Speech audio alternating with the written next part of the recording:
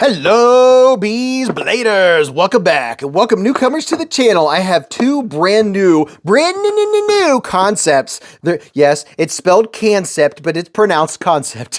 Just so you know, I hope you're having a fantastic day. I'm going to run through these a little quicker than normal. I'm going to give you the skinny on them because every Friday night, Beez Blades live at the Hive. Oh, right. That's where we get in depth. If you have questions or want to know some more details, maybe the weight or a measurement or something like that about the knife, all you have to do is be subscribed to Beez Blades. And then on top of being subscribed, all you have to do is hit the notification bell. That way, it'll tell you a half an hour before the live stream starts because we give away knives just like the ones you're about to see and other ones you've seen on the channel. Now, this is one that I've been looking forward to, and I had no idea it was this large.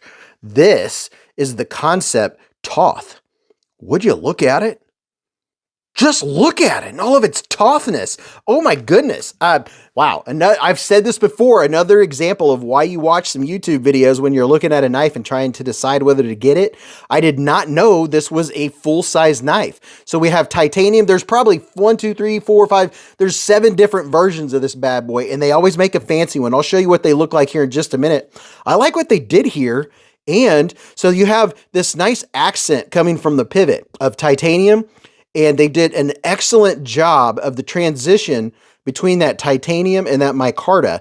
Neither one of them sticks out. They're very even. And then going this direction, you can just barely feel where that titanium starts. And this is a frame lock. Oh, no. Well, it's kind of. Would you call that a nested frame lock? Very interesting. It does have a 3D milled titanium clip. I'm ready to see this blade. Are you ready? Pow! Right in the kisser. Oh my.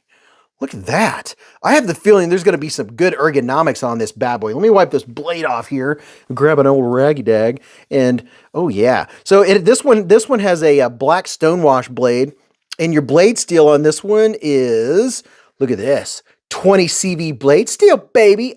Oh yeah. I like that blade shape. What do we have going on up here? So we have a full-length swedge all along the top of the spine, and it kind of has that elongated Tonto blade. Oh, wait a minute. Hold on. Hold the bus. Is this a hollow ground blade? Let me check this out. It feels kind of hollow groundish. Look at this. So there's a little bit of space in there. We have a hollow ground blade going on, and I'm pretty sure this is Sparrow Knife Co. There you go, the Thoth. Now, let me give you a couple quick numbers before we go any further. From tip to tip, this bad boy is coming in at right at about 8 inches.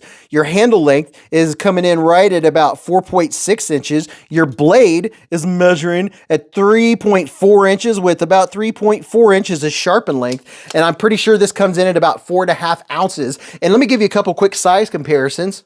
Here's the CJRB Pyrite. Look at that. I told you, I did not know this was a full-size knife. And then here is the Civivi Elementum 2 button lock. Look at that. It makes the Civivi look small. So there's those two. And then, we got to put up the QSP Penguin because if everyone should have one, if only just for when I do size comparisons. Look at that. So this would be a nice knife to carry as a secondary for that bad boy. And now, something I've been doing lately, I'm going to do a Spyderco sandwich.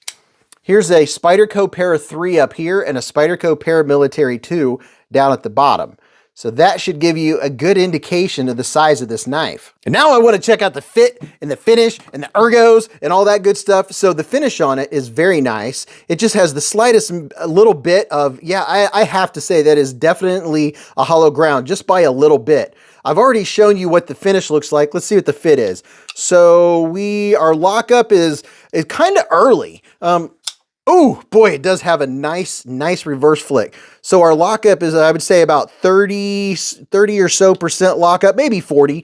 And then the blade is centered on it. Now my hand is 4 inches from here to here, 3.5 from here to here. And from the bottom of my palm to the tip of my middle finger is 7.25. Let's see. Oh my gosh, I just got to do some more of that. That reverse flick.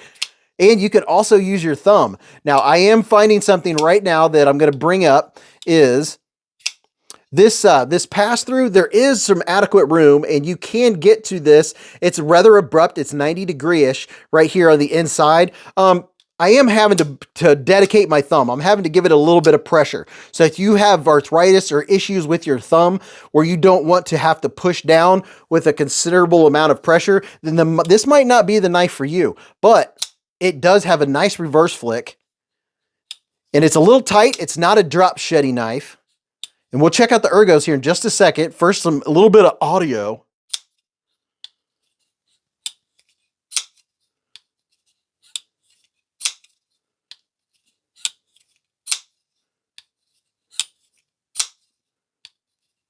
Now see there? Not too bad. I got the hang of it. Let's see how it feels in my hand. Yep, as I suspected, it is very comfortable. You kind of have a little bit of this harpoonish action going right up here on top of the spine. The pocket clip is not making itself known at all. I'm not even feeling it. So the ergonomics are very, very nice on this knife.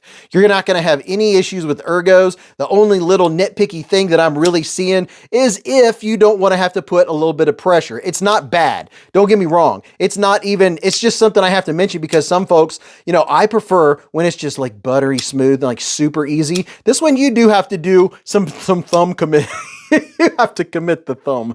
But other than that, this is a very cool, the Thoth. And there's 6 or 7 different versions of this knife. Very nice. I mean, it feels substantial in my hand.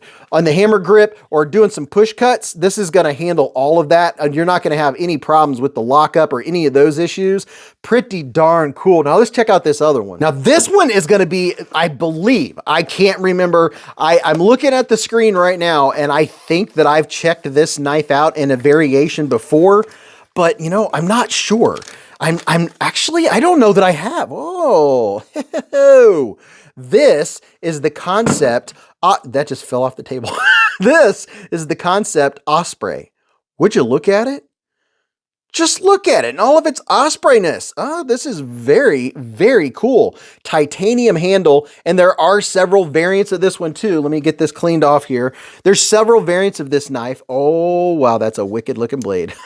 Let me give you a quick look-see before we get too hot and heavy on it. So the blade steel is S35VN blade steel. See if I can get you in there to see it. Look at that. So that's one of my favorite blade steels. This is a frame lock. It is the Osprey, and it has a 3D milled clip. It's right side tip up only carry. Let's see. Can I reverse flick this little dude? Oh yeah, look at that. A little bit of hawkbill action going. This is a neat looking knife. Look at that blade. With a blade like this, anything you're cutting is going to be drawn into the center of the knife. So if you're coming this way, it's going to draw it into that slight recurve. The same way, oh, coming back, this is going to be an excellent, oh wow.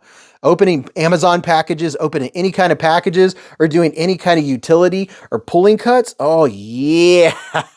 Okay, I like this. I really do like this. And it's a small knife. Let's get a couple quick size references here for you.